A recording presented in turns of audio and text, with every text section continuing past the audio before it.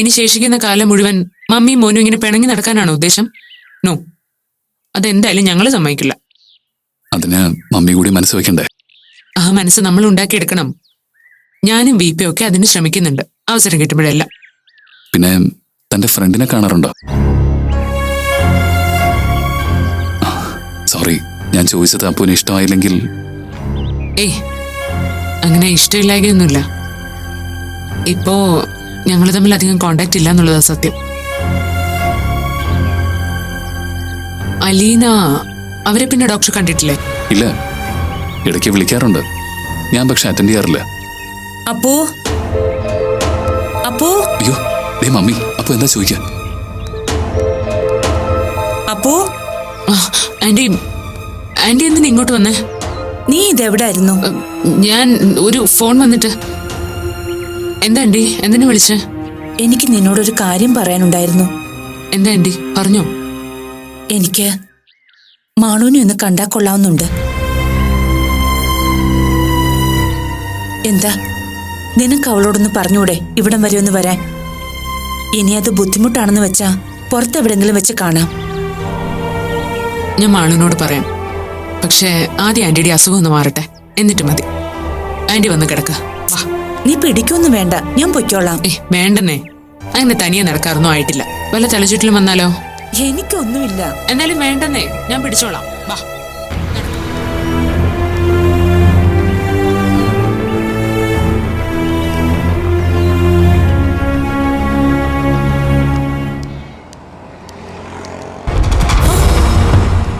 Surprise!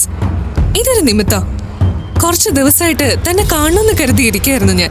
അപ്പതേ കൺമുന്നിലെത്തിയിരിക്കുന്നു. Malavika എങ്ങോട്ടാ? അതറിഞ്ഞിട്ട് ഡോക്ടർക്ക് പ്രത്യേകിച്ച് പ്രയോജനമുണ്ടെന്ന് തോന്നുന്നില്ല.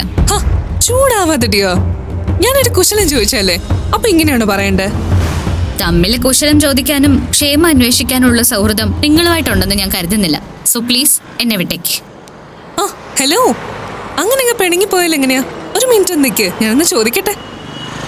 സോറി, എന്നോട് സംസാരിക്കുന്നതും അടുപ്പം കാണിക്കുന്നതൊന്നും മാളവികയ്ക്ക് ചിന്തിക്കാൻ പോലും പറ്റുന്ന കാര്യമല്ലെന്ന് എനിക്ക് അറിയാം. എന്നാലും എനിക്ക് മാളവികയുടെ ദേഷ്യമൊന്നുമില്ല. എപ്പോഴെങ്കിലും കാണുമ്പോ തന്നോടൊരു സോറി പറയണമെന്ന് ഞാൻ ആഗ്രഹിച്ചിരുന്നു, അതുകൊണ്ടാ. സോറിയോ? എന്നോടോ? എന്തിന്? ഓ, എന്റെ ഭർത്താവിനെ എന്നിന്ന് തട്ടിയെടുത്തതിനോ? അതിന് സോറി അല്ലല്ലോ, വിട്ടു തന്നതിന് താങ്ക്സ് അല്ലേ ഡോക്ടർ എന്നോട് പറയാനുള്ളത്? മാളവിക എന്നെ വല്ലാതെ തെറ്റിദ്ധരിച്ചിരിക്കാം. സത്യത്തിൽ ഇത് ഇങ്ങനെയൊന്നും ആവുമെന്ന് ഞാൻ ഒരിക്കലും പ്രതീക്ഷിച്ചല്ല മാളവിക. പിന്നെ എന്തായിരുന്നു ഡോക്ടർ പ്രതീക്ഷിച്ചിരുന്നത്? ഞാൻ അറിയാതെ ഡോക്ടർ ജോബിനുമായിട്ടുള്ള അവിഹിത ബന്ധം നാളുകളോളം അങ്ങ് തുടർന്നു പോവാന്നോ? മാളവിക വിചാരിക്കുന്ന പോലെ ഞാനും ജോബിനുമായി ഒരു അവിഹിത ബന്ധവും ഇല്ല. ആഹാ, പിന്നെ എന്തായിരുന്നു? ഓ, സൗഹൃദമാണെന്നായിരിക്കും സ്ഥാപിക്കാൻ ഉദ്ദേശിക്കുന്നത്. അത് ഞാൻ വിശ്വസിക്കുമായിരുന്നു കുറച്ചു നാൾ മുമ്പ് വരെ.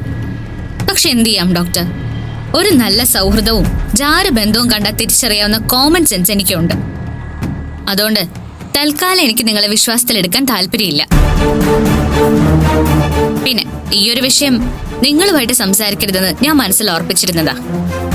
പക്ഷെ നിങ്ങളുടെ ഈ സംസാരം കേട്ടപ്പോ തിരിച്ചിത്രയെങ്കിലും പറയണമെന്ന് തോന്നി, അതുകൊണ്ട് പറഞ്ഞു പോയതാ. മേലിൽ എന്നെ ഡിസ്റ്റർബ് ചെയ്യരുത് പ്ലീസ്.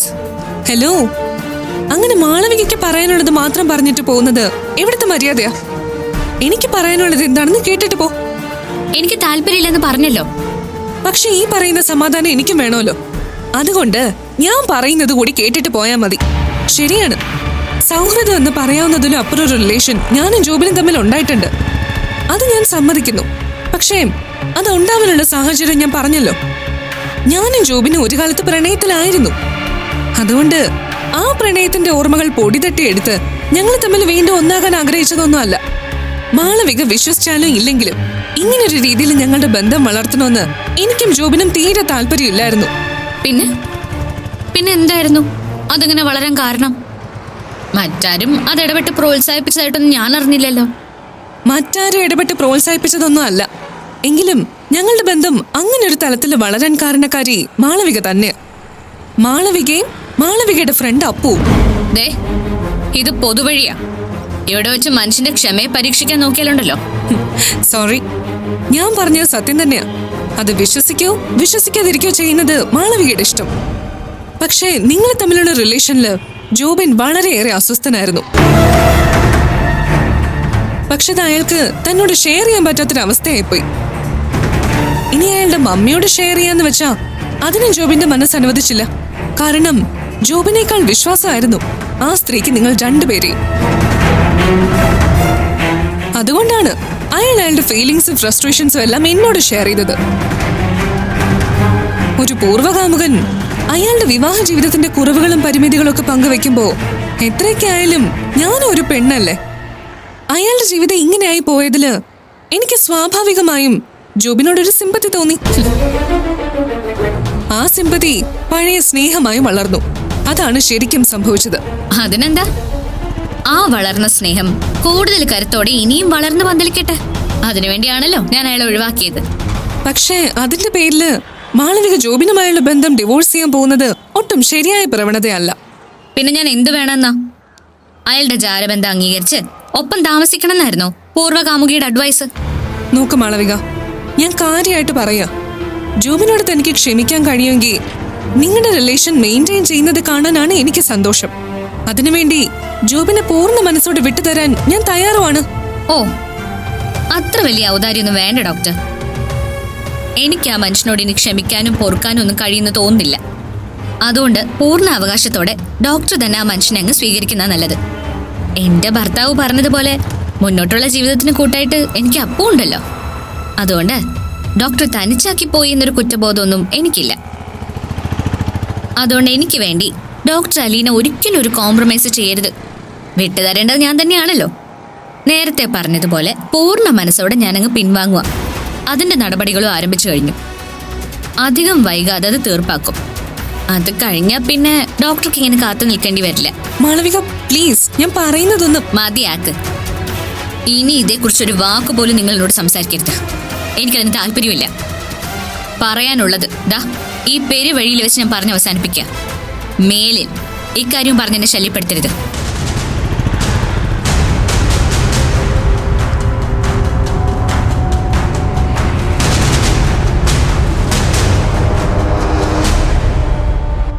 ഇല്ല, അവള് പോയിട്ട് കുറച്ചു നേരമായി.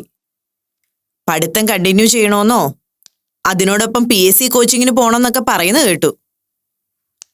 ഇല്ലില്ല, തനിച്ചാ പോയത്. ഓ, അതൊന്നും ഞാൻ ചോദിച്ചില്ലമ്മേ. പോയിട്ട് വരട്ടെ, എന്നിട്ട് ഞാൻ ചോദിക്കാം. ഇല്ല, ഞാൻ വിളിച്ചില്ല. അമ്മയ്ക്ക് ജലദോഷം എങ്ങനെയുണ്ട്? മരുന്നൊക്കെ കയ്യിലുണ്ടല്ലോ അല്ലേ? അമ്മ ഇപ്പൊ എവിടെയാ? തിരുമാന്താംകുന്നിലാണോ? ആ പിന്നെ വയ്യെങ്കിൽ പടിയൊന്നും കയറാൻ നിൽക്കണ്ട കേട്ടോ. ഹോട്ടൽ റൂമിലിരുന്ന് റെസ്റ്റ് എടുത്താൽ മതി.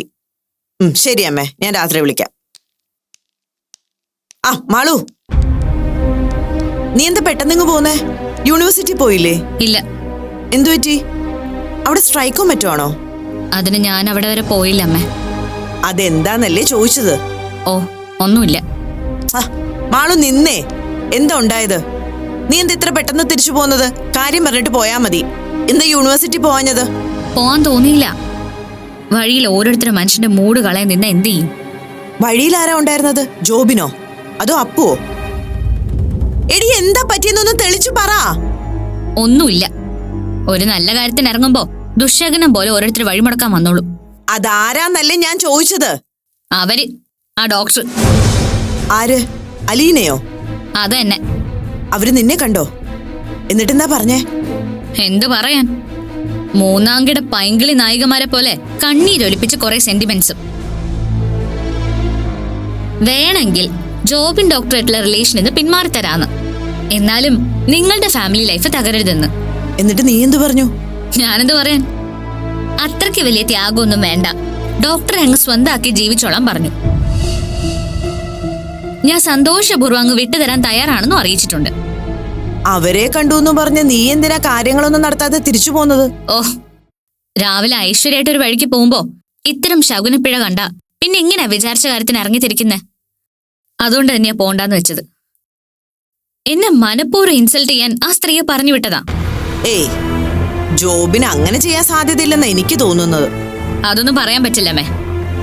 ഒപ്പം ജീവിച്ചവരെ ഇത്ര ഭംഗിയായിട്ട് ചതിക്കാൻ മനസ്സ് കാണിച്ചവർക്ക് ഇങ്ങനെയൊരു ബുദ്ധി തോന്നിക്കൂടാകില്ലല്ലോ. അവരെ പറഞ്ഞു വിട്ട് അല്പം സെന്റിമെന്റ്സ് അടിച്ചാ എന്റെ മനസ്സിലിരിപ്പ് എന്താന്ന് കൃത്യമായിട്ട് അറിയാൻ പറ്റുമല്ലോ. എന്താണെങ്കിലും നീ അവരോട് അങ്ങനെ പറയണ്ടായിരുന്നു. പിന്നെ ഞാൻ എന്ത് വേണമായിരുന്നു? അയ്യോ, എന്റെ ജീവിതം നശിപ്പിക്കാതെ ദയവ് ചെയ്ത് എന്റെ ഭർത്താവിനെ വിട്ടുതരാൻ പറയണമായിരുന്നോ? അതിനൊന്നും മാളുവിനെ കിട്ടില്ല. അങ്ങനെ കരഞ്ഞും കാലു പിടിച്ചും എനിക്കൊരു ജീവിതവും വേണ്ട.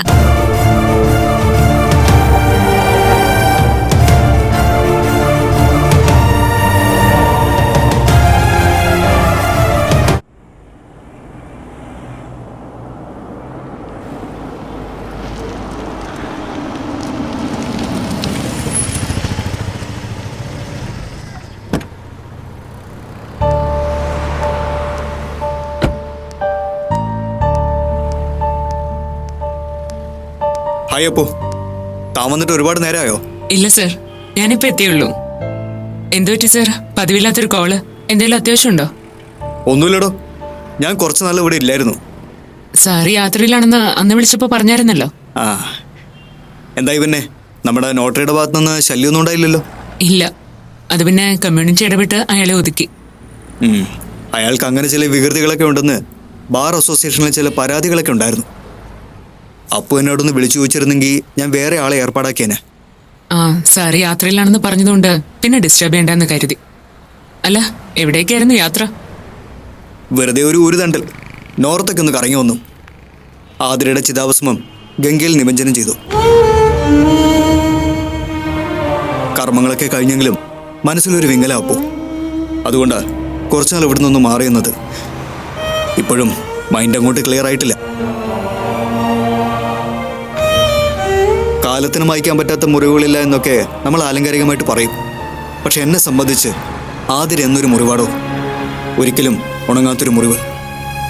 എനിക്കറിയാം സർ, അതുകൊണ്ട് തന്നെ എന്ത് പറയണമെന്ന് എനിക്കറിയില്ല. അതിനിടയിൽ ചെറിയൊരു വിശേഷം നടന്നു കേട്ടോ. എൻ്റെയും നിളയുടെയും വിവാഹം കഴിഞ്ഞു. സത്യമാണോ? അതെന്നായിരുന്നു? ഞങ്ങളുടെ നാട്ടിലെ കുടുംബക്ഷേത്രത്തിൽ വെച്ച് ഒരു താലികെട്ട്. വിവാഹം എന്ന് പറയാൻ അത്രേ ഉണ്ടായിരുന്നുള്ളൂ. എന്നാലും എന്നെ അറിയിക്കാത്ത മോശമായി പോയി. അറിയിക്കാത്തത് മനഃപൂർവ്വമാപ്പോ. ക്ഷണിച്ചാൽ അപ്പു വരുന്ന് എനിക്കറിയായിരുന്നു. ആ സമയത്ത് അപ്പുവിനെ അവിടെ കണ്ട നിന്റെ ഒപ്പം അവളില്ലല്ലോ എന്ന സങ്കടമാവും. പിന്നെ എപ്പോഴോ അവൾക്ക് കൊടുത്തൊരു വാക്ക്, അവളുടെ കല്യാണം കഴിഞ്ഞേ ഞാനൊരു ജീവിതത്തെക്കുറിച്ചോ ആലോചിക്കുകയുള്ളൂ എന്നും. അതൊക്കെ ഓർമ്മ വരും. ചിലപ്പോൾ അപ്പോഴത്തൊരു മൂഡിൽ എനിക്ക് നിളയെ നിരാശപ്പെടുത്തേണ്ടിയും വരും. അതുകൊണ്ടാ മനഃപൂർവ്വം ആരെയും ക്ഷണിക്കാതിരുന്നത്. അതിൽ പരാതിയൊന്നും ഇല്ല സർ. എന്തായാലും ആതിര ആഗ്രഹിച്ച ആ ഒരു കാര്യം നടന്നല്ലോ, അത്രയും സന്തോഷം. നിളച്ചേച്ചിയോട് എന്റെ വിശ്വസ് പറയണം. ഉറപ്പായും. പിന്നെന്തൊക്കെയാ തൻ്റെ വിശേഷങ്ങൾ? എന്തായി തൻ്റെ ഫ്രണ്ടിൻ്റെ കാര്യം? അവർ തമ്മിൽ കോംപ്രമൈസ് ആയോ? അത് പറയാനാണെങ്കിൽ ഒത്തിരി ഉണ്ട് സർ. മാളു ഇപ്പൊ എന്റെ പേരും പറഞ്ഞ് കോംപ്രമൈസിന് വഴങ്ങാതെ നിൽക്കുക. ജോബിനുമായിട്ട് ഡിവോഴ്സ് ചെയ്ത് കഴിഞ്ഞാൽ എൻ്റെ ഒപ്പം ജീവിക്കാനാ തീരുമാനം എന്നൊക്കെ പറഞ്ഞ് വീട്ടുകാരൊക്കെ അവൾ നല്ല രീതിയിൽ പ്രഷർ ചെയ്യുന്നുണ്ട്. പക്ഷേ സത്യത്തിൽ അങ്ങനെ ഒരു ഉദ്ദേശം അവൾക്കില്ല, അതെനിക്കറിയാം. അപ്പോ സംഗതി അത്രയ്ക്ക് വഷളായോ? അല്ല, എന്താ അയാളുടെ നിലപാട്, ആ ഡോക്ടറിന്റെ? ജോബിൻ ഡോക്ടർ ആകെ ഒരു കുരുക്കിലകപ്പെട്ടതുപോലെ സർ. മാളുവിനോട് കോംപ്രമൈസ് ആവണമെന്ന് അയാൾ ആത്മാർത്ഥമായിട്ട് ആഗ്രഹിക്കുന്നുണ്ട്. പക്ഷേ മാളു വഴങ്ങുന്നില്ലെങ്കിൽ എന്താ ഇപ്പൊ ഒരു പ്രതിവിധി? അവളെ കൊണ്ട് സമ്മതിപ്പിക്കാൻ ഞാൻ എൻ്റെതായ രീതിയിൽ ചില ശ്രമങ്ങൾ നടത്തുന്നുണ്ട്. മിക്കവാറും ഒരു കടുങ്കൈ തന്നെ ചെയ്യേണ്ടി വരും. വേണ്ടത് ചെയ്യോ? അപ്പോ എന്തെങ്കിലും സഹായം വേണമെങ്കിൽ ചോദിക്കാൻ മടിക്കണ്ട. വരട്ടെ, നോക്കാം. അപ്പൂനെ കണ്ട് ഈ കാര്യങ്ങളൊന്നും പറയാൻ വേണ്ടിയാണ് വന്നത്.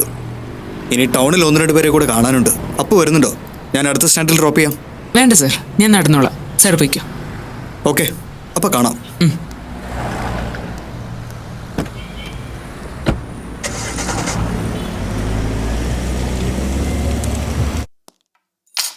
മാളുവിടെ? അവള് റൂമിലുണ്ട്. ഇപ്പോഴും അലീനെ കണ്ടതിന്റെ മൂഡ് ഔട്ടിലാണോ? എന്തോ, ഞാൻ പിന്നൊന്നും ചോദിച്ചില്ല അവളോട്. അന്നേരം വന്ന് മുറി കയറിയതാ. മുരളിയേട്ടനും കൂടെ വന്നിട്ട് ഊണ് കഴിക്കാൻ വിളിക്കാന്ന് വിചാരിച്ചു. ഇനിയിപ്പോ വിളിച്ചാ വരുമോന്ന് അറിയില്ല. അത് സാരമില്ല, നീ പോയി മാളുവിനെ വിളിക്ക, എന്നിട്ട് ഊണ് എടുത്തു വെക്ക.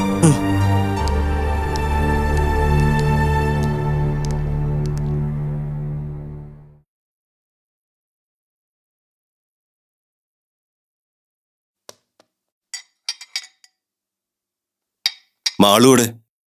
വിളിച്ചില്ലേ? വരാന്ന് പറഞ്ഞു. മുരളിയേട്ടൻ കഴിക്കേ, അവളിങ്ങ് വന്നോളൂ.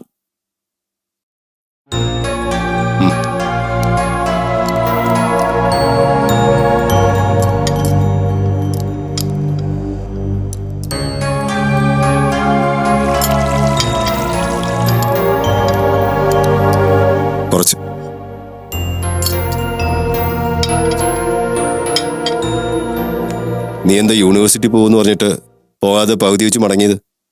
ആലിനെ കണ്ടതുകൊണ്ടാ? നീ എന്നെ നോക്കണ്ട, ഞാൻ അച്ഛനോട് കാര്യങ്ങളൊക്കെ പറഞ്ഞു. അവൾ എന്താ പറയുന്നത്? ജോബിനുമായിട്ടുള്ള റിലേഷൻ അവസാനിപ്പിക്കാമെന്നാണോ? അതെ, എന്നോടെന്തോ സൗജന്യം ചെയ്യുന്ന പോലെ. അങ്ങനെ പറഞ്ഞെങ്കിൽ അത് വേണ്ടെന്ന് നീ അവരോട് പറയേണ്ട ആവശ്യമില്ലായിരുന്നു മാളു. പിന്നെ ഞാൻ എന്ത് വേണമായിരുന്നു? അവര് കാണിച്ച നല്ല മനസ്സിന് നന്ദി പറഞ്ഞ് കാലിൽ തൊട്ട് വന്നിക്കണായിരുന്നോ? അതല്ല മാളു, അവരായിട്ട് സ്വയം വിഡ്രോ ചെയ്യാന്ന് പറഞ്ഞ സ്ഥിതിക്ക് നമുക്ക് കാര്യങ്ങള് അമിക്കബിളായിട്ട് സെറ്റിൽ ചെയ്യാനുള്ള ഒരു സാധ്യതയുണ്ടായിരുന്നു. എന്നുവെച്ചാ അച്ഛൻ എന്താ ഉദ്ദേശിക്കുന്നത്? അവര് പിന്മാറുന്നതോടെ ഞാൻ ഡോക്ടറുമായിട്ട് സന്ധി ചെയ്യണമെന്നാണോ? മാളു, പ്രാക്ടിക്കലായിട്ട് ചിന്തിച്ച അങ്ങനെ ഒരു കോംപ്രമൈസ് ഉണ്ടാകുന്നത് നല്ലതാണെന്ന് ഞാൻ പറയും. എന്താ ഇപ്പൊ ഇങ്ങനെ പറയുന്നതെന്ന് നീ ചിന്തിക്കുന്നുണ്ടാവും. അതിന് കാരണമുണ്ട് മാളു. ജോബിനുമായിട്ടുള്ള റിലേഷൻ നിനക്ക് താല്പര്യമില്ലെങ്കിൽ നമുക്ക് ഡിവോഴ്സ് വാങ്ങി പിൻവാങ്ങാം.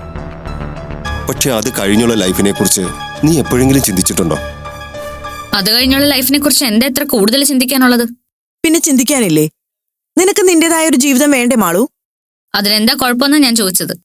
കുഴപ്പം എന്താണെന്ന് ചോദിച്ചാൽ അതിന് അതിൻ്റെതായ ചില കുഴപ്പമുണ്ട്. ഇനിയിപ്പോ ഒരു ഫാമിലി ലൈഫിനെ കുറിച്ച് ചിന്തിച്ച ബന്ധം വിടർത്തി നിൽക്കുന്ന ഒരു പെണ്ണിന് ഒരിക്കലും മനസ്സിനിണങ്ങിയ ഒരു ബന്ധം തന്നെ രണ്ടാമത് കിട്ടിക്കൊള്ളണമെന്നില്ല. സെക്കൻഡ് മാരേജ് ആയതുകൊണ്ട് തന്നെ വരുന്ന പ്രപ്പോസൽസിനും അതിൻ്റെതായ ന്യൂനതകളുണ്ടാവും. ഇനി നമുക്ക് ഇങ്ങോട്ട് വരുന്ന ആലോചനയും രണ്ടാം കെട്ടുകാരന്റെ ആയിരിക്കും. അതുമാത്രമല്ല, അങ്ങനെ വരുന്ന റിലേഷൻസിലും പലപ്പോഴും കമ്മിറ്റ്മെന്റ്സും കാണും. കുട്ടികളോ ബാധ്യതകളോ. അവിടൊക്കെ നമുക്കും കോംപ്രമൈസ് ചെയ്യേണ്ടി വരും. അതിപ്പോ സെക്കൻഡ് മാരേജിനെ കുറിച്ച് ചിന്തിച്ചാലല്ലേ കോംപ്രമൈസ് ചെയ്യേണ്ടി വരുന്നത്. അത് വേണ്ടാത്തവർക്ക് ഒന്നിന്റെ ഒത്തുതീർപ്പിന്റെ ആവശ്യമില്ലല്ലോ. എന്നുവെച്ചാ നീ ഇങ്ങനെ ശേഷിച്ചകാലം ഒറ്റയ്ക്ക് ജീവിക്കാന്നാണോ? അപ്പൊ ഞങ്ങളുടെ കാലം കഴിഞ്ഞാൽ നീ എങ്ങനെ ജീവിക്കും? അതിനെന്താ അമ്മേ കുഴപ്പം? ഈ നാട്ടിൽ ഒറ്റയ്ക്ക് ജീവിക്കുന്ന എത്രയോ സ്ത്രീകളുണ്ട്, അതും പ്രായം ചെന്ന സ്ത്രീകള്. അങ്ങനെ ഒരാളായിട്ട് ജീവിക്കാൻ ഞങ്ങൾ സമ്മതിച്ചിട്ട് വേണ്ടേ? അതുകൊണ്ട് ഞാൻ പറയുന്നത് ഒരു കോംപ്രമൈസിന് സാധ്യതയുണ്ടെങ്കിൽ. നോ, അച്ഛനും അമ്മ ഇനി എന്തൊക്കെ പറഞ്ഞാലും ഡോക്ടർ ജോബിനുമായിട്ടൊരു കോംപ്രമൈസ് അത് ഞാൻ ഉദ്ദേശിക്കുന്നില്ല. നീ വാശി പിടിക്കാതെ പ്രാക്ടിക്കലായിട്ടൊന്ന് ചിന്തിച്ചു നോക്ക്. അപ്പൊ അച്ഛൻ പറയുന്നതിലും കാര്യമുള്ളതായിട്ട് തോന്നും. എനിക്കൊരു വാശിയുമില്ല. പക്ഷെ എന്റെ ലൈഫ് എങ്ങനെ വേണമെന്ന് എനിക്ക് നന്നായിട്ട് അറിയാം. ഇനിയിപ്പോ ഞാനൊരു പുരുഷനൊപ്പം ജീവിച്ചേ നിങ്ങൾക്ക് സമാധാനം ആവുന്നുണ്ടെങ്കിൽ സെക്കൻഡ് മാരീഡ് അല്ലാത്തൊരു പുരുഷനെ ഞാൻ കണ്ടുപിടിച്ചോളാം. അങ്ങനെ ഒരാള് എന്റെ മനസ്സിലുണ്ടെന്ന് കൂട്ടിക്കോ.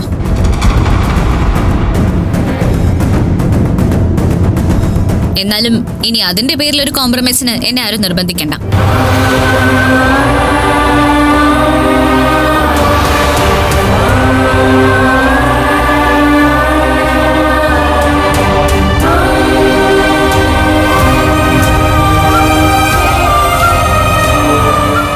എന്താ മുരളിയേട്ട വിളി പറഞ്ഞതിന്റെ അർത്ഥം? അങ്ങനെ ഒരാൾ അവളുടെ മനസ്സിലുണ്ടെന്ന് പറയുമ്പോ അത് അപ്പു തന്നെ ആയിരിക്കും, ഉറപ്പാ. അതിനുള്ള സാധ്യത തള്ളിക്കളയാനാവില്ല ശ്രുതി. അവൾ അത് തന്നെയാവും ഉദ്ദേശിച്ചത്. ഈശ്വര, എന്തൊക്കെയാ പെണ്ണിന്റെ മനസ്സില്? മുരളിയേട്ട, അങ്ങനെയെങ്ങാനും നമ്മളിനി എന്ത് ചെയ്യും? ഇല്ല ശ്രുതി, അങ്ങനൊന്നും സംഭവിക്കില്ല. സംഭവിക്കാൻ പാടില്ല. നമ്മൾ ജീവിച്ചിരിക്കുമ്പോ അവൾ അങ്ങനെ ആഗ്രഹിക്കുന്നുണ്ടെങ്കിൽ അത് നടക്കില്ല.